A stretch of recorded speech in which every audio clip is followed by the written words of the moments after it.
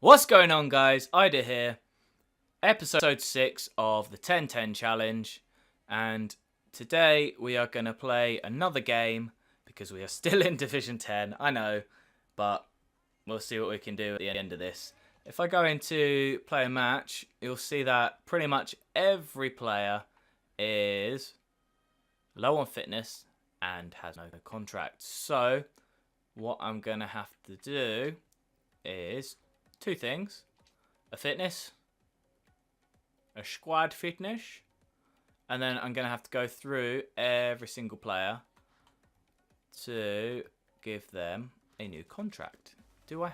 I do have a lot of a few bronzes. I'm going to use as many of the lower ones as I can, just so I can get through this one game, and then, because that only gives them one contract, it won't matter if I get promoted this episode, it won't matter that they've only got one contract, because hopefully the one after that we will make 10 new pack openings. I was going to say make 10 new signings. We'll open 10 new packs and we will get... Oh, why did I give Henriksen's another one? Yeah, we will get plenty of players, plenty more contracts on those, and a few more, hopefully another squad contract, or a squad fitness, I mean. And then lots of different players in those positions that we already have, and we won't even need to use these players that we have because we'll have a better team, better everything, hopefully. So let's give Aspas that last one. Is there anybody on the bench that needs a contract? No, there is not. Good, because I've not really used them. As you can see, only one I've used lots of is Eschenko. And I'm going to put Seri back on the bench in place of Hutchinson. I really wish... Well, hopefully, actually, I was going to say I really wish we could use Jonathan Tah. But in terms of the whole thing so far, maybe when we open up the packs, I can get a good goalkeeper. And then I can use Jonathan Tah because he's pretty decent on this game. Also, obviously, I need to give my manager a contract, so I'll do that too. But now everyone has been all contracted up, I will go into the game and we'll see what the team's like, and hopefully we will win. Alright, this guy has an amazing team, which probably means we're going to lose. He's got Mertens, he's got Alderweireld, Lukaku, Harry Kane. Is that Tadic, I think? Eriksen, Kante, Navas, Butland, Bailly, and Chris Smalling. And we have, well, my team. I've changed two things you may have noticed. Number one is I've got a new kit. Number two, I have a new badge. I've got the Antlers logo as my badge because I quite like the logo. And then the kit, if anybody recognises it, is the DC United kit. Reason for DC United kit I chose is because that's a goal. No, it's not. Go on, Origi. Get it. Yes, there we are. There is a goal. Probably a pretty lucky goal. Let's have a little dance from Origi. But yeah, DC United kit. I did spend some time in the US. I was coaching over there for about 2 years. I lived quite near Washington, DC. And I stayed with a family over there. Or I stayed with multiple families over the different time I was there. But yeah, the family I spent most of the time with, they had a season ticket for DC United. And I went and watched a lot of their games. I've got a nice shot, nice save. Yeah, I bought a shirt of theirs, and I don't know, I just quite like the kit. I like the colour, because not many teams in England wear black. I don't think in the underneath the sort of top 4 divisions, or maybe top 5, if you go into conference or National League as it's now called, I don't think you're allowed underneath those. I don't think you're allowed to wear black kits because the referees normally wear them, the black kits, so you're not allowed to. But yeah, I like the black kit. I like the logo. The stadium is a bit meh on DC. RFK Stadium is a bit old, a bit rickety. It's been four, like 3 or 4 different sports stadiums. That's an over exaggeration, but it's had I think it had American football in there for a little bit. It's had baseball, and now it's had, well, what they call soccer. It's got football in there now, but they're getting a new stadium. Doesn't look great, but it's better than what they've got. It's not. I mean, obviously, it's not going to be like Atlanta United Stadium, because they're sharing with the Falcons with their new stadium. It's an insane stadium. It costs. Is that the one that's the most expensive stadium now in the world, or is that the Vikings, Minnesota? I'm not sure, but either way, it's a sick stadium, whereas DC United's is not. But as I've said in the last episode, I do want to start just sort of, I don't know, just having talking points about football, different things, instead of trying to highly edit a video and, you know, make it into just sort of a clips show. I do want to just sort of show the game in the background, have the challenge, but also talk about different bits and pieces. I find it more interesting, to be honest. Like, personally for me, if I watch videos, or when I watch videos on YouTube, my sort of more go-to videos, or go-to channels and stuff, are the ones where they play, you know, whatever game it is that I'm wanting to watch. Like, you know, the Let's Play channels, where they actually just sort of play the game. And I know I'm going on the line, but whatever. They have like the Let's Play channels where their videos are, you know, 20 minutes long, or however long they want to make their videos. And they go in depth, and they actually talk about stuff, and I don't know, I just prefer those sorts of things. I think it's entertaining. Like, there was a game that I do want to look at maybe playing in the future, is City Skylines. If you've never heard of it, it's basically like a Sim City, but a lot sort of more in depth. It's not so sort of cartoony. It's more of a sort of real to life game. Well, real to life. It's not that real to life as you can have for a city builder that you're supposed to have fun on. But I saw a video of somebody, and it was literally like jump cut after jump cut. Literally, they were talking maybe 20 seconds max in a clip, and the shortest clips, it was like every 3 words there was a jump cut and a jump cut and a jump cut. And I don't know, I can't watch it. It's like having schizophrenia or something, some sort of, you know, ADHD or whatever.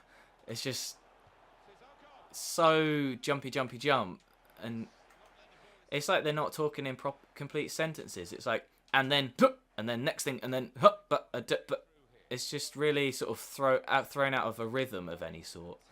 Whereas what I'm trying to do, and what's good with sort of the Let's Play ones, is there is an actual sort of rhythm to it, and actually talk about stuff and things instead of just sort of a jump cut. I'm gonna sort of script. I was gonna say scriptally. They sort of script a sort of narrative of trying to just be funny, and so they get it wrong all the time when they're trying to sort of follow this narrative, and it means that they make mistakes because they have to keep jump cutting. And, you know, each their own. People might like that, but, you know, that's not my sort of ting. Oh, I don't know what I pushed there. I wanted to sort of dink it over to Origi, but it didn't work. But I went off on a tangent there about different games and things. What I was wanting to look at is the MLS and leagues around the world that aren't the Premier League, because the Premier League seems to be like the be-all and end-all for a lot of people.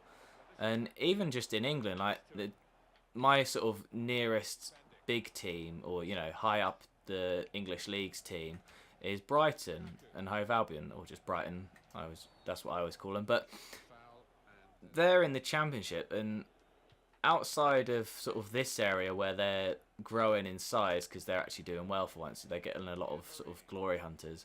Nobody talks about the Championship or Brighton or anything like that. It's just always, you know, Chelsea, Man U, Arsenal, Liverpool, Man City. Not so much, but they're growing. You know, They've got a lot of money. They've got Guardiola. They might do something amazing in the next couple of years with him in charge. And people just don't see that football unless they're, have that vested interest in it. People watch the Premier League when they don't have an interest in it specifically. Like, I've met people before that supported, for example, Wycombe Wanderers in League Two, but they'll have they'll watch the match of the day, they'll watch the Premier League highlights all the time because that's the one they want to watch. But you look at the MLS, and obviously people make fun of it for being a retirement home, but the players they produce aren't that bad, really. Because I was over there for the last World Cup, and I'll tell you, England, Premier League, players that England produce, America, MLS, players that they produce, Aspas, nice goal. Little one straight off the kickoff pretty much. But MLS, they produce some players. The United States got pretty far in the World Cup. England, well, the less said about that, the better, isn't it? Really, with with England. Are we going to get a rage quit here as well? Are we going to get a rage quit, or is he making some subs? Maybe. But the MLS produced as good as we could do in England, and you look at probably one of the best young talents in the world at the moment. You've got Christian Pulisic, or Pulisic, depending which way you want to say it. Sort of like one of those Polish names where it could be an ick, it could be an itch, it could be a itchich, whatever, all those sorts of things. Could be any of them, and he's American. He got poached out from pretty much nowhere. I saw where he got picked up from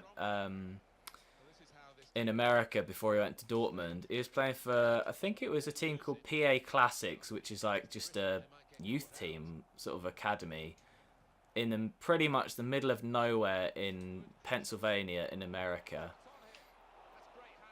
And they've obviously somehow developed a wonder kid. Obviously there's sort of natural talent, and there's sort of debate about how many hours somebody plays, and just if they do it themselves or they're not born with it. They're born with sort of specific attributes, but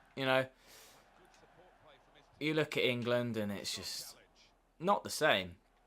But then you look at how China are trying to do it. They're sort of doing what America did with the MLS a couple of years ago with, the making fun of the retirement home.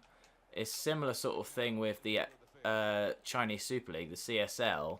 They just have more money to pump in, and the money they're pumping in, they're putting into younger players. You look at Axel Witsel, Hulk. I think Hulk's gone over there. Oscar, Alex Teixeira. They're not, 32, 33. This game's just gone into a pass, lose the ball. But, yeah, all these players that are going over are surely going to help the Chinese national team, because they're pumping so much money into having amazing players there, and then they're also putting their national team players in the squads with those players.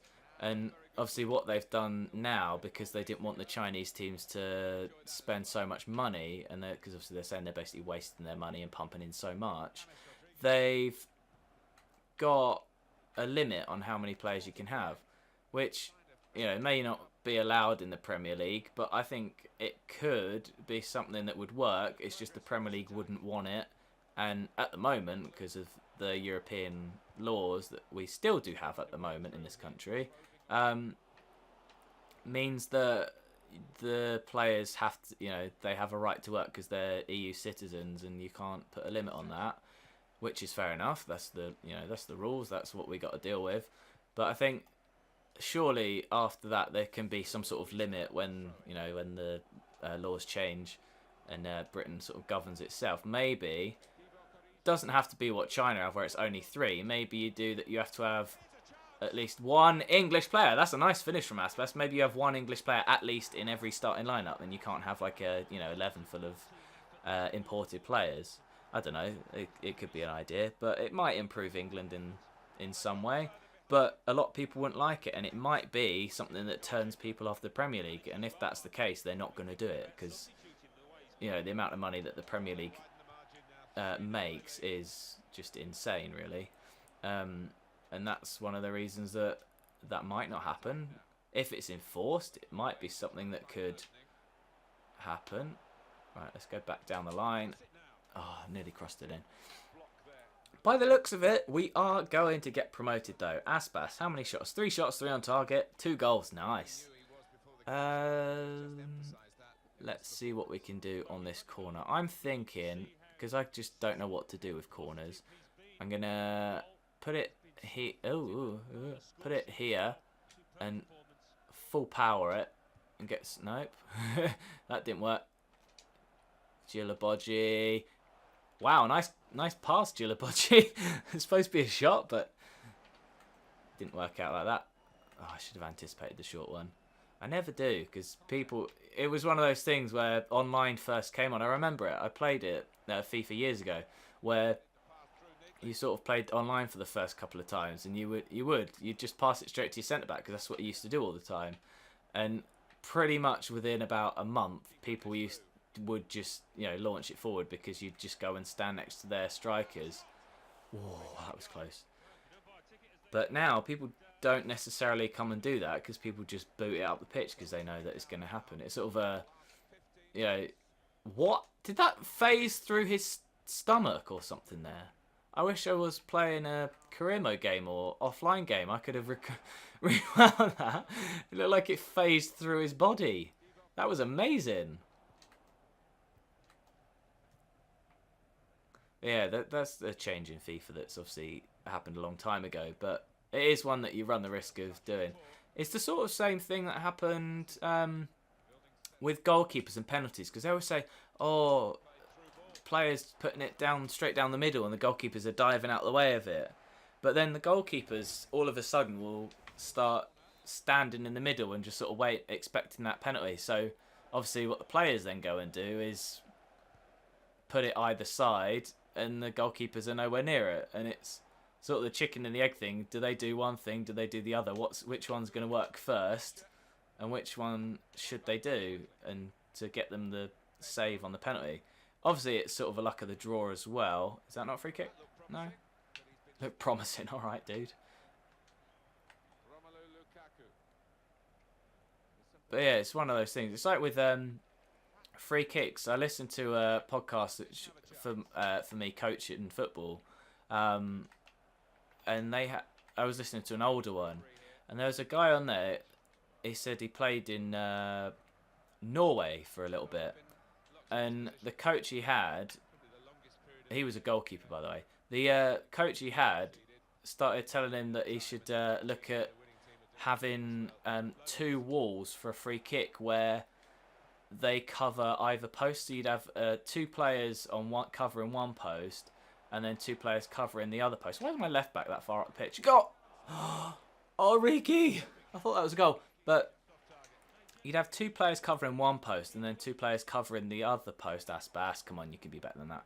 And then you'd have the goalkeeper in the middle, and that goalkeeper sort of has a free look at where the shot's coming from. And the argument was that the players that do have it, that sort of strike at goal, very low numbers out of 10 or out of 100, are they actually going to produce a clean strike that's going to go over both walls, or through either wall, at that area of the goal where the goalkeeper's not going to be able to reach it, but the goalkeeper can see it. As soon as he makes contact, the goalkeeper can react. If there's a wall in the way, he can't react because he has to react until after it's gone over the wall. But they were saying that whether the goalkeepers have the bollocks to do it in the Premier League is an interesting idea. But that is the end of this match. Aspas with 2 goals, and we got the win. Achievement champions. Like I said, it's a new save and a new thing. So I get every sort of pop up that's going to happen if I do something in the game or get promoted. It's going to happen. So that is us winning the title, getting the extra 2,000 coins, getting promoted, and I think that means that is an episode. So in the next one, what we will do is be in Division 9 and open 10 more packs. So until then, thanks for watching and peace.